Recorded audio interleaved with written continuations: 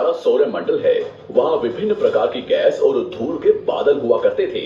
वैज्ञानिकों के मुताबिक इन धूल के बादलों से दूर एक तारा हुआ करता था।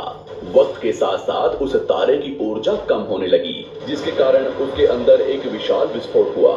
विस्फोट की वजह से अंतरिक्ष की ये धूल एक दूसरे से दबने लगी।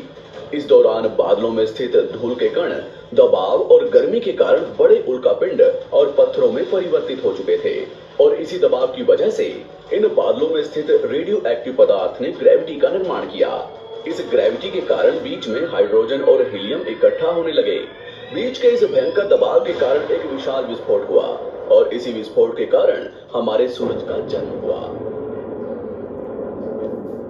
अंतरिक्ष में फैले एस्टेरॉयड यानी क्षुद्र ग्रहों में भारी वजन की वजह से सूरज के करीब आकर सूरज की परिक्रमा करने लगे। धीरे धीरे इन्हीं एस्टेरॉयड में भारी टकराव हुआ, जिसके फलस्वरूप मरकरी, विनस, अर्थ और मार्स जैसे ग्रहों का निर्माण हुआ।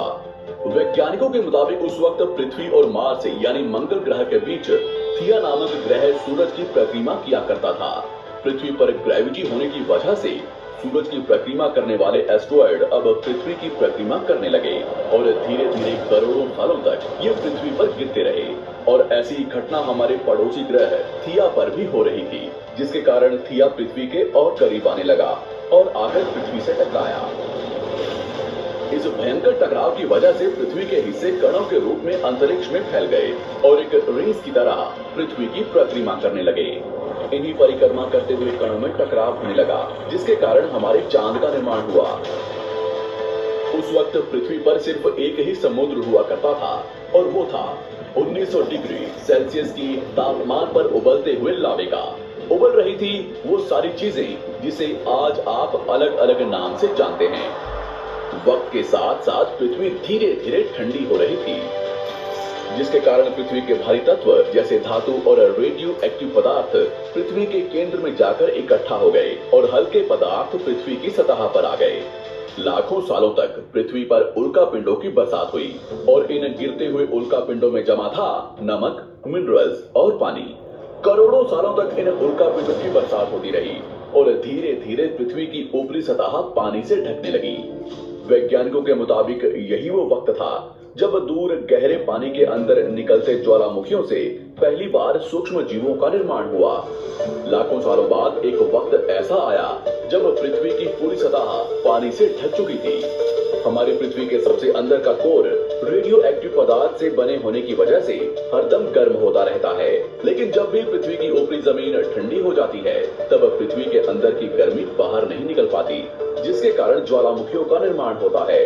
और उस वक्त कुछ ऐसा ही हुआ।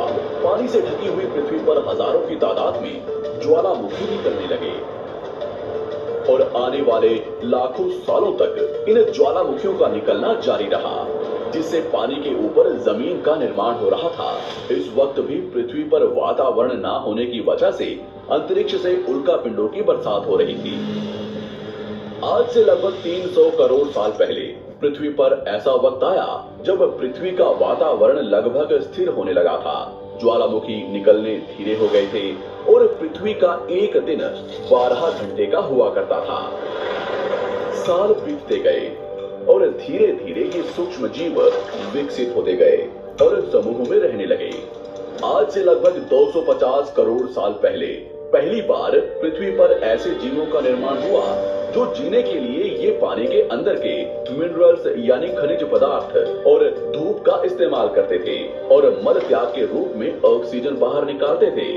इस वक्त तक पृथ्वी पर ज्यादातर ज्वालामुखी निकलने बंद हो चुके थे और इन माइक्रोबैक्टीरिया की वजह से वातावरण में ऑक्सीजन की मात्रा बढ़ रही थी। वातावरण में ऑक्सीजन बढ़ने की वजह से पृथ्वी का वायुमंडल बनना शुरू हुआ और आने वाले हजारों सालों तक वातावरण में ऑक्सीजन की मात्रा बढ़ती रही, जिसकी वजह से पृथ्वी के ज्यादातर हिस्सों में ये सूक्ष्म जीव फैल गए।